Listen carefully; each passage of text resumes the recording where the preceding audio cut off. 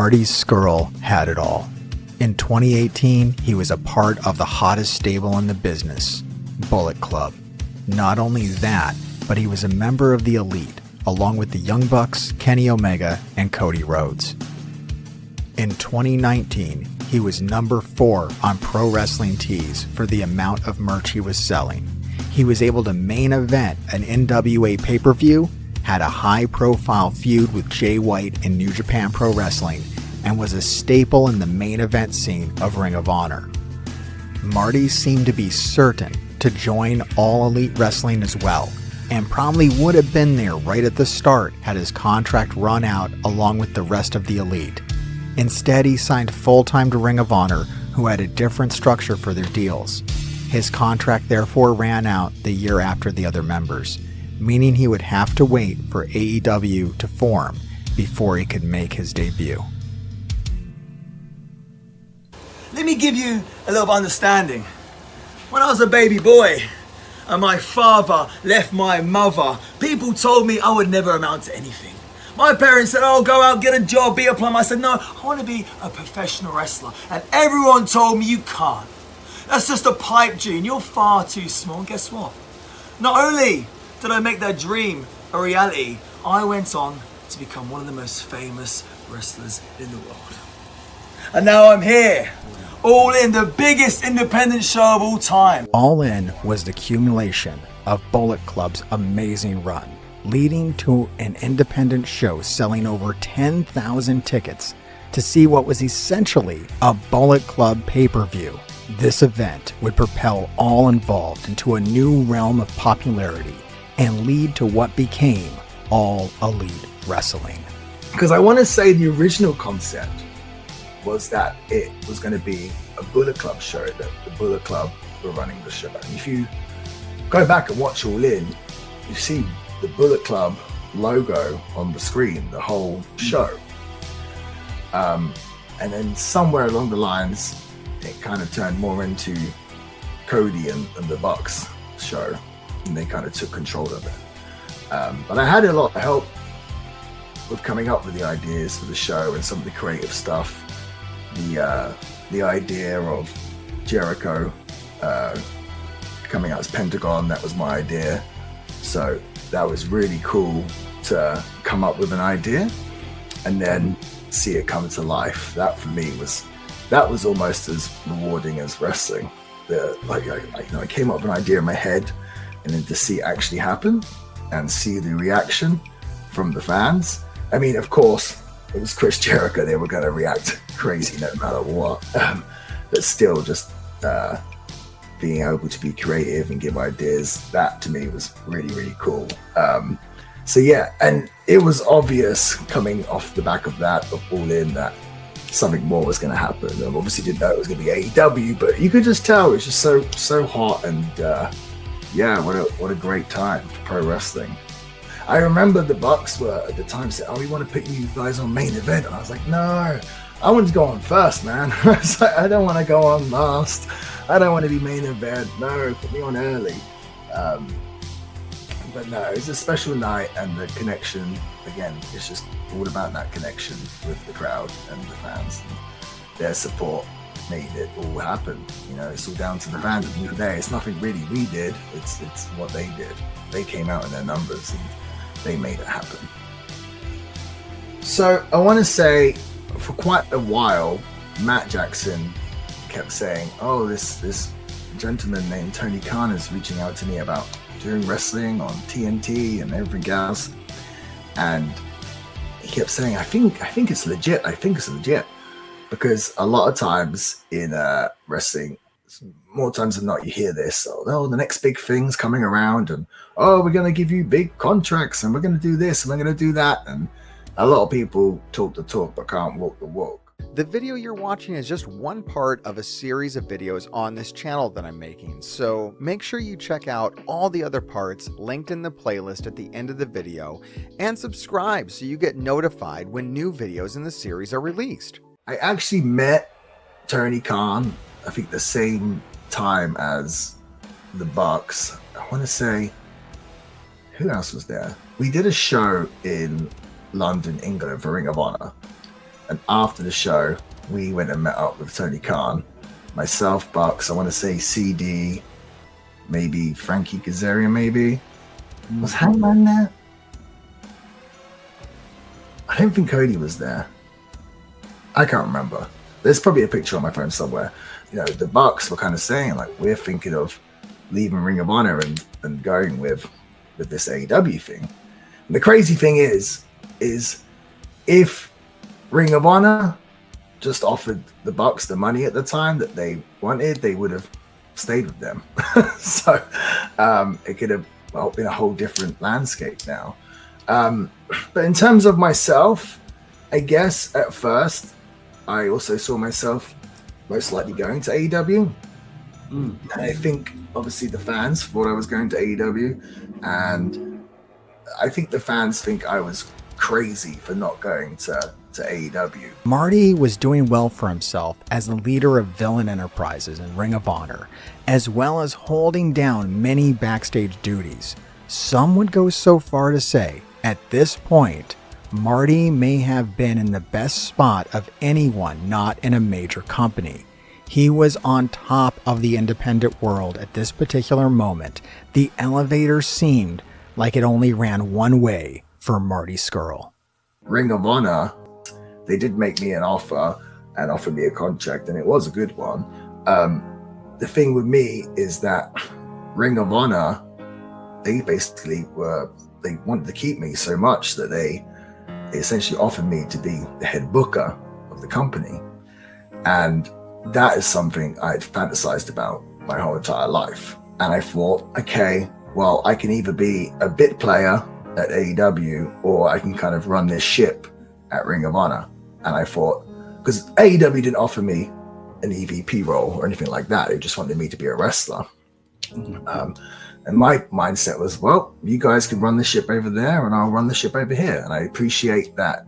I knew AEW was going to be a bigger or have a larger platform than Ring of Honor.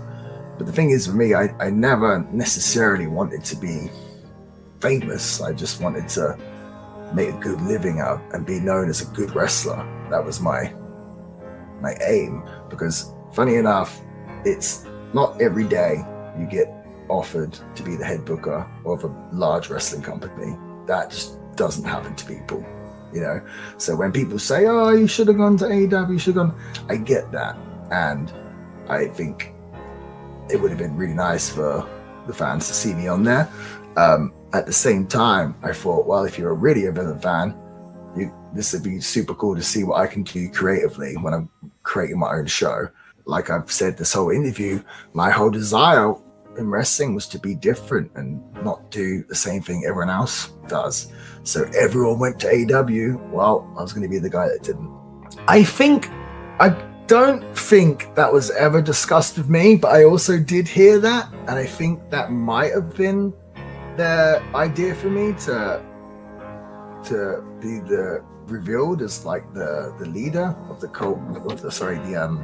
the Dark Order. Which I don't think I would have been. I don't particularly like that idea. I don't think I would have been a good fit for that. They ended up using Brody Lee, who I think was a much better fit for that than I was. What's funny about that is I remember maybe 6 months before the moment when Brody Lee joined AEW and the Dark Order, we'd actually seen each other in the gym, and we didn't really know each other well at all. I think we might have crossed paths maybe once or twice, but we didn't really know each other. But we saw each other. Obviously, we know who each other was, and we end up talking. We end up talking for over an hour, not working out, just talking. And it was basically me saying, well, my deal's coming up at this time. Like, I don't know what I'm going to do. And I'm not sure if his deal was coming up in WWE or whatever it was, but he was unsure what he was going to do. And we basically were just talking for a whole hour about what should we do, blah, blah, blah. And so it's kind of funny that later we were both considered for that same role. And I remember as Ring of Honor booker after Brody left WWE, I can't remember if he quit or if he got fired, I don't remember, but we tried to make some kind of offer to Brody, but pretty convinced he was going to end up in AEW, but I did want him to be part of the team. But yeah, there was different ideas floated around, and I think the Bucks' main idea was basically me to come and go after the Elite and attack the Elite and be like, you left me for dead. And because at the time I'd been doing this whole all my friends are dead thing, and to kind of feud with them. But I also heard that Dark Order thing as well, so I don't know. Wrestling changes all the time, but who knows? The speaking out movement would hit in 2020, and Marty was one of the many who were spoken about in the movement. There are big changes to the landscape today. Let's take a look at the wrestling headlines. The wrestling industry reacts to the speaking out movement. As a result, multiple wrestlers are suspended and released. This year has already sucked for life in general, let alone wrestling. But on top of this pandemic, which is going to drastically change how we conduct business in the industry, now there's another reckoning on our hands. Because years after the Me Too movement began, now wrestling is having its own Me Too in the form of the hashtag speaking out. Since this past weekend, we've all heard and seen and read dozens of claims of abuse, of coercion, gaslighting, harassment, and more in professional wrestling, whether it be promoters, bookers, trainers, esteemed veterans, or just guys and gals in the locker room. It's affected the smallest independent promotions and some of the stars in the biggest companies today. Boy, that escalated quickly. I mean, that really got out of hand fast.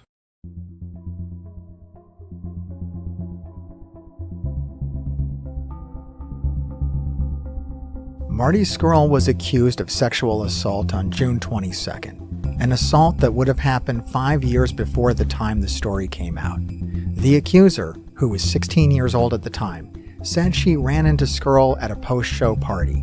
Per the story, Marty asked her to go back to the hotel, and when they got there, he asked her to perform oral on him, and which she did, according to her story. But before anything else happened, a friend of hers showed up and told Marty to leave. Scurll released a statement the very next day after these allegations were made on Twitter addressing the allegations, and made mention that he believes the encounter was consensual and legal, since the age of 16 is considered the age of consent in the United Kingdom. Although I truly believe that our encounter that evening was consensual, and the fact that the encounter was legal is almost not the point. I understand that she now views our encounter as part of a bigger problem in the wrestling community. What concerns me at this moment is that from what I have been reading, she is a fan of wrestling and she has been made to feel unsafe within that community. This is not acceptable. I also understand that people have been attacking her on social media, and I implore you to please stop. She has a right to her voice, and it is our responsibility to listen. At the time of this encounter, Scurll was 26 years old. They were both drunk, and 16 is the legal age of consent in the United Kingdom. Scurll has stated that he was not aware of her age at the time of the encounter, and it's been 4 years since the story came to light, and as far as we know, this was the one and only time anything like this ever happened with Marty. Scurll would go on to make a second, more elaborate statement on the allegations one day after his first statement was made. In this statement, he would admit that he had a brief consensual encounter with the girl at the bar where they were seen together. He does not ever, even in his first statement or second statement, admit to anything else. He stresses that he did not question her age and only found out after the encounter. He points out that although this encounter was technically legal in the United Kingdom, he's aware that this age difference is still problematic and wishes to seek forgiveness for his disappointing actions. He closes by saying that he wants to be a part of the solution now that he's been identified as part of the problem, and that he'll be looking to work within the industry to create better security protocols at events to provide a safe environment for all fans. Marty Scurll and Ring of Honor have mutually decided to part ways. Yep. Ring of Honor had announced in June 2020 that they were launching an investigation into accusations made against their contracted wrestlers during the Speaking Out movement. and a woman alleged during the Speaking Out movement that while she was drunk, she was sexually assaulted by Scurll. When she was 16 years old in 2015, Scurll did respond by releasing a statement saying that a sexual encounter didn't happen, but it was consensual.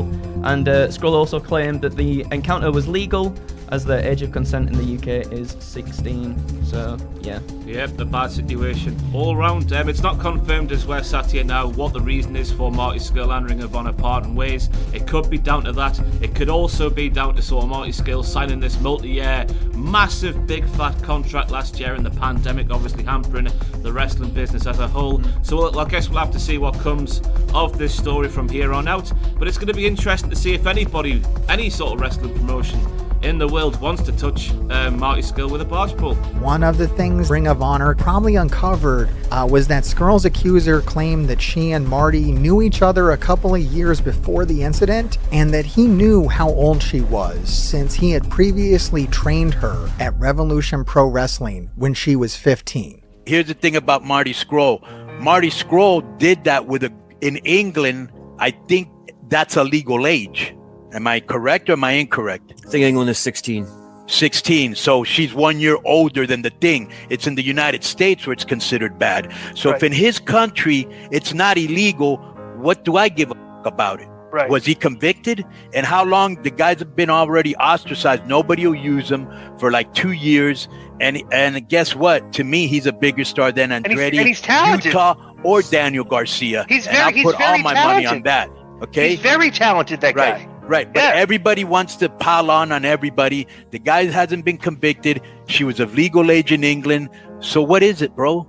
You know? Right. And like I said before, how long do we keep punishing these people? At least if they go to jail, right? They serve their sentence. But in Twitter jail, you're forever. Because these yahoos who act like they've never done anything in their life that's wrong, and they wouldn't like to be judged on one stupid thing that they did or two stupid things that they did, but they have no problem piling on anybody else. I stand by my decisions, and to me, Marty Scurll and ADR are bigger stars than those guys are or ever probably will be. Put on your shades, I'll be dancing in the flames tonight, yeah, baby. It isn't hell if everybody knows my name tonight. Alright, alright.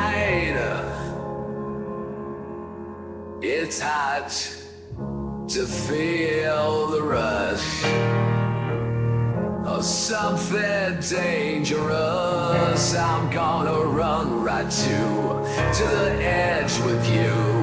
We could both fall farther in love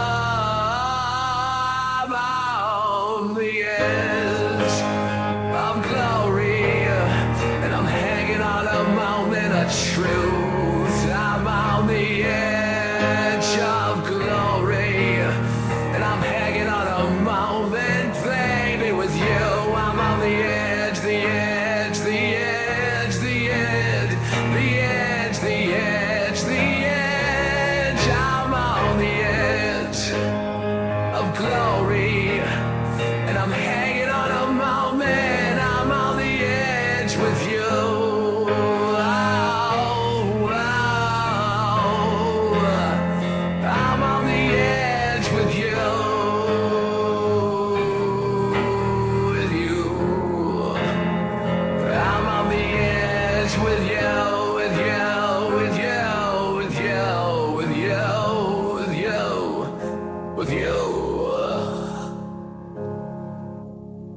I'm on the edge of glory, and I'm hanging on a moment of truth. I'm on the edge of glory. I'm hanging on a moment, baby, with you. I'm on the edge, the edge, the edge, the edge, the edge, the edge, the edge. I'm on the edge.